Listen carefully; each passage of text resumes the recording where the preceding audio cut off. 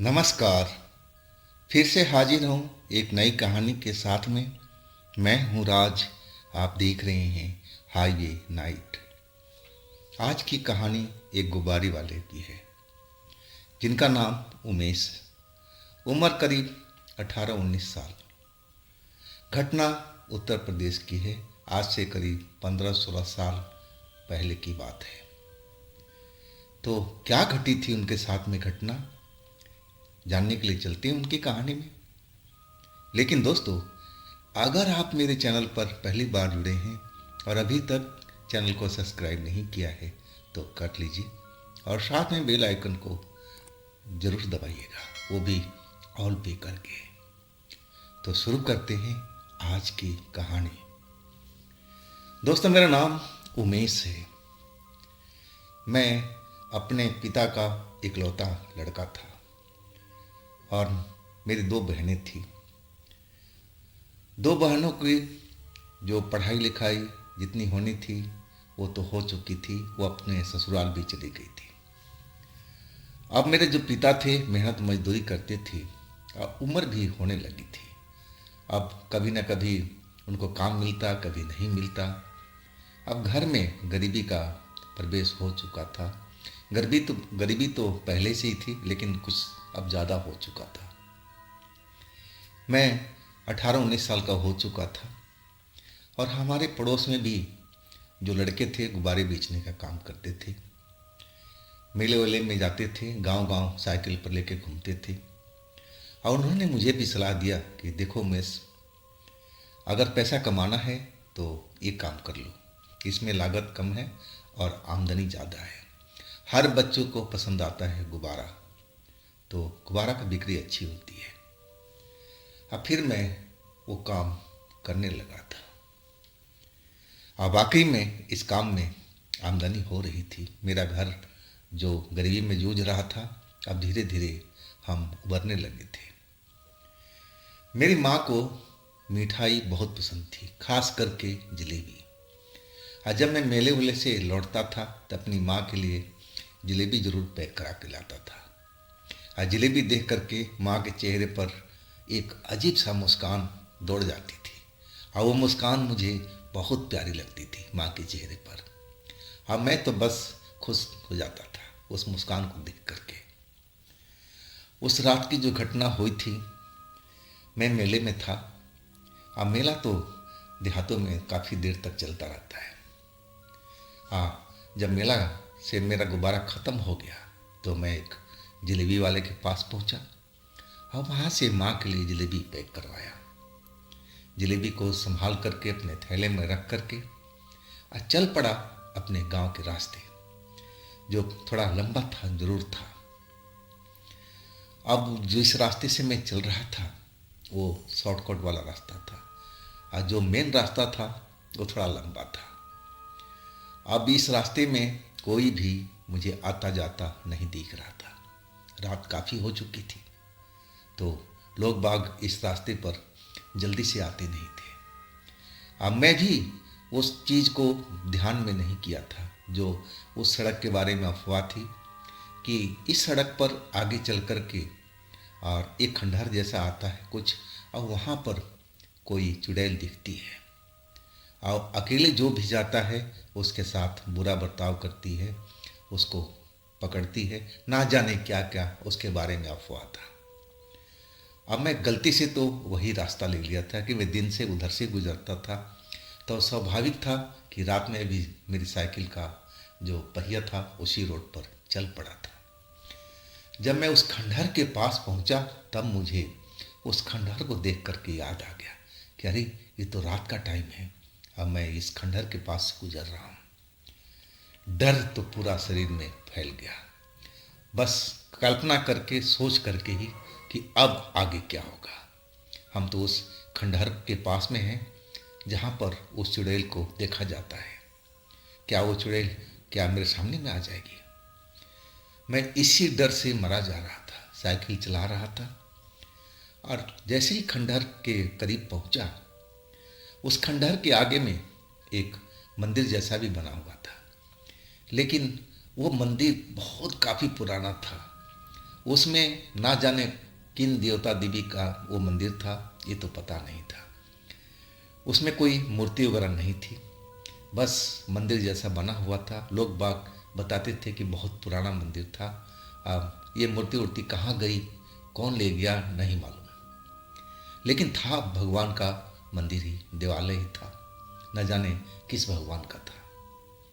तो मैं तो आते जाते उस रास्ते से उस मंदिर पर ज़रूर प्रणाम करता था, भगवान को देखता था उस मंदिर के साइड में, अपने दोनों हाथ जोड़ लेता था और तब मैं वहाँ से निकलता था। उसके आगे वो खंडहर था जहाँ पर चुड़ैल रहती थी, जिसके बारे में आपको बता रहा था। अब उसी खंडहर के पास मेरी साइकिल आ चुकी थी और मेरी चौकन्नी निगाहें आसपास देखती हुई चलती जा रही थी, लेकिन वो चुड़ैल मुझे कहीं पर भी नज़र नहीं आई। मुझे लगने लगा कि लोग बाग जो बोलते होंगे ना, वैसी अफवाह होगी, चुड़ैल वाकई में नहीं है, झूठ बोलते हैं सब। अब मेरे दिल में थोड़ी तसल्ली सी हुई। अब वो जो मंदिर था पुराना अभी थोड़ी दूरी पर था। अब मैं तेज तेज पैडल चलाने लगा, लेकिन मेरी साइकिल एकदम वजन होती चली गई। ऐसे लगने लगा कि साइकिल बहुत भारी हो गई हो, लेकिन ऐसा कुछ था नहीं हमारे पास कि साइकिल में वजन बढ़े। अब गुब्बारे का जो सामान था वही था और उसमें तो इतना वजन था ही नहीं, तो ये साइकिल का वजन कैसे बढ़ने लगा।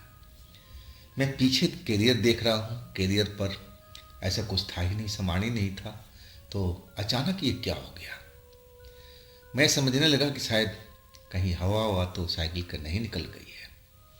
अब मैं उतरना चाहा और जैसे ही उतरने का पैर नीचे की तरफ किया, टेकने लगा, तभी मुझे कैरियर पर एक औरत बैठी हुई दिखाई दी।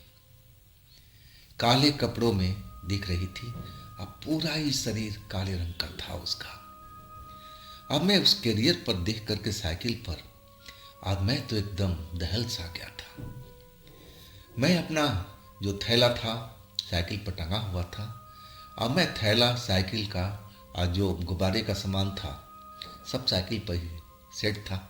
अब साइकिल छोड़ करके नीचे कूद गया था। साइकिल धड़ाम से नीचे गिरी। वो औरत तो पहले ही खड़ी हो गई थी, तो उसको क्या चोट लगना था, वो तो चुड़ैल थी, भूत थी, उसको क्या होना था। साइकिल मेरा सामान सहित नीचे गिर गया था और वो चुड़ैल अब मेरे बैग के पास में चक्कर काट रही थी, इधर उधर, जैसे कोई ढूंढने की कोशिश कर रही हो। अब मैं एक साइड में था खड़ा और डर के मारे मेरा हालत खराब था। और वो चुड़ैल मेरे थैले में से वही जलेबी मिठाई जो मैंने पैक करा कर लाया था, और वो मेरे थैले में से निकाल लिया। अब मेरे सामने ही सारा का सारा चीज़ वो जलेबी था, वो खा के ख़त्म कर दी। मैं वहीं पर खड़ा खड़ा सब देख रहा हूँ। मैं इतना हिम्मत नहीं था कि मैं दौड़ करके आगे निकल जाऊँ, भाग जाऊँ, उससे अपनी जान बचाऊँ। ऐसा ही मेरी हालत उस वक्त में हो गया था उस चुड़ैल को देख करके। या हो सकता है कि मेरे ऊपर में कुछ ऐसा जादू कर दिया हो और इसी चक्कर में मैं भाग नहीं पा रहा हूँ। मुझे तो ऐसा ही लग रहा था। और जब वो जलेबी ख़त्म कर दी, अब फिर वो मेरे थैले में देखने लगी और कुछ है क्या, लेकिन अब उसमें गुब्बारे के अलावा कुछ बचा ही नहीं था। और आखिरकार अब मेरी तरफ मुड़ी। अब उसके चेहरे पर मुस्कान थी, एक तो काली कलोटी थी, आंखें बड़ी बड़ी, और वो उसका हंसना भी बड़ा अजीब सा लग रहा था, बहुत भयानक मंजर था वो। अब मुझे देखे कहने लगी, तू तो जलेबी से मीठा होगा, आज तेरा ही खून पी लेती हूँ। मैं बहुत दिन से किसी का खून नहीं पिया, आज तेरा खून पी करके अब मेरा जी भर जाएगा। मैं जैसे ही सुना उस चुड़ैल की बात, अब मैं अपने भगवान को याद करने लगा था मन में कि हे प्रभु, मेरी रक्षा कीजिए, मेरी जान बचाइए। और तभी मुझे लगा कि जैसे कोई मुझे कह रहा हो कि बेटा भाग यहाँ से, जैसे मेरा कोई हाथ पकड़ करके धक्का दे रहा हो कि तू भाग यहाँ से, जल्दी भाग यहाँ से। और वही जो शक्ति थी जो मुझे बोल रही थी कि तू यहाँ रुक मत, मेरा हाथ जैसे पकड़ करके आगे की तरफ दौड़ा रही हो कि तू यहाँ से निकल ले। और मैं वही किया। मैं तेज स्पीड में एकाएक दौड़ पड़ा था और वो चुड़ैल अब मेरे पीछे दौड़ रही थी और हंसती हुई। दौड़ क्या रही थी, जितना मैं दौड़ रहा था वो तो अपना कदम ही पैदल ही चल रही थी, एक एक कदम उठा करके। और वो लग रहा था कि बस मेरे पीछे ही है। मैं जब उस मंदिर के पास पहुंचा और मैं लड़खड़ा गया था। अचानक लगा कि पैर के नीचे कोई चीज़ आ गया है और मैं औंधे मुंह उस मंदिर के दरवाजे पर जा गिरा। और जैसे ही मैं उठने की कोशिश करने लगा, मैं देखा कि वो चुड़ैल उस मंदिर से काफ़ी दूरी पर खड़ी थी। अब वो हंस नहीं रही थी, वो बस एक टक मुझे देखते जा रही थी। अब मैं अब समझ चुका था कि इस मंदिर में चलो कोई भगवान तो नहीं है, लेकिन शक्ति तो उतना ही होगी। अब फिर मैं मंदिर के अंदर आ चुका था।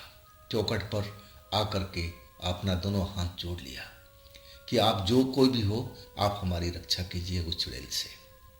अब फिर मैं अपना होश खो बैठा था, डर के कारण या ना जाने क्यों। मेरी जब आँख खुली ना तो सुबह हो चुकी थी। अब जो साइकिल सवार थे, कुछ पैदल लड़के थे जो कहीं आ जा रहे थे, और उन्होंने ही मुझे इस मंदिर के पास में देखा, जो मेरे ही गांव के थे। अब मेरा नाम लेकर के पुकारने लगे, उमेश उमेश, क्या रात भर यहीं गुब्बारा बेच रहे हो क्या? घर वापस नहीं गए? और तब मेरी नींद खुली थी। मैं अपने आप को सुरक्षित पा करके मैं पहले भगवान को नमस्कार किया कि आपने मेरी रक्षा किया इस रात में। अब फिर मैं उन लड़कों को रोक करके सारी बात बताने लगा। अब फिर मैं उनके साथ गया जहाँ पर वो खंडहर के पास मेरी साइकिल पड़ी थी। साइकिल मेरी सुरक्षित थी, सारा सामान मेरे सुरक्षित था। बस मेरे थैले में से वो जो जलेबी थी वही गायब थी, जो मेरे सामने में उस चुड़ैल ने खा लिया था। बाकी सब सामान सुरक्षित था। वो लड़का मेरी बात सुनकर विश्वास ही नहीं कर रहे थे कि उमेश भाई, तुम झूठ बोल रहे हो। मैं उनको लाख समझाता रहा कि नहीं भाई, यही घटना मेरे साथ में घटी है। और तभी भी वो विश्वास नहीं कर पा रहे थे। आखिरकार मैं अपने घर के तरफ दौड़ गया था साइकिल लेकर के। घर में जाकर के देखा सब परिवार मेरा बेचैन था। मेरी माँ आस देख रही थी कि मैं कब आऊँगा, कहाँ गया हूँ। और जब मुझे देख लिया ना तो उसको चैन पड़ा और कहने लगी, बेटा तुम कहाँ रह गए थे रात भर? अब मैं फिर वही कहानी बताया कि माँ ऐसा ऐसा हुआ था। और तब माँ रोने लगी थी और रोते रोते कहने लगी कि देख बेटा, आज के बाद कोई मीठी चीज़ रात के टाइम लेकर के मत आना। मुझसे तो बड़ी गलती हो गई, तुम्हें बताना चाहती थी लेकिन बता नहीं पाई कि कहीं तुम्हारा दिल ना दुखे। मैं बोलना चाहती थी कि बेटा रात के टाइम मिठाई वगैरह, जलेबी वगैरह, जो भी मीठी चीज़ हो लेके चलना नहीं चाहिए। उसमें क्या होता है कि जो आत्माएं होती हैं भूखी, जो चुड़ैल होती हैं, मिठाई उनको बहुत पसंद आती है। इसी मिठाई के चक्कर में तुम्हारी जान जाती जाती बची है। तो बेटा आज के बाद तुम उस रास्ते से कभी आओगे नहीं, ना जाओगे। और रही बात मिठाई, तो बिल्कुल तुम नहीं लाओगे, चाहे कुछ भी हो जाए। और उसके बाद एक दो दिन तो मैं डर से आराम किया था घर पर, लेकिन आखिरकार हमें रोजी रोटी तो कमाना ही था। अब फिर मैं अपने काम पर लग चुका था, लेकिन सावधानी वही रखता था। मैं कभी भी उसके बाद उस रास्ते से वापस नहीं लौटा, ना उस रास्ते से अब जाने की कोशिश करता था। और हाँ, मिठाई तो दूर की बात थी, अब तो मैं भूल से भी मिठाई लेकर कभी भी घर नहीं लौटता था। तो दोस्तों, ये थी उमेश जी की अपनी कहानी, घटना। अगर आपके पास भी ऐसी कोई घटना है, कोई आप बीती है, तो आप भी मुझे इंस्टाग्राम पर या मेरे व्हाट्सएप नंबर पर शेयर कर सकते हैं। और दोस्तों, ये भी चैनल आप ही का है, तो इसको भी अपना प्यार दीजिए, लाइक कीजिए, सब्सक्राइब कीजिए, शेयर कीजिए। और फिर हम मिलते हैं अगले रोज़ एक नई घटना, एक नई कहानी में। आप लोग अपना ख्याल रखिएगा। नमस्कार।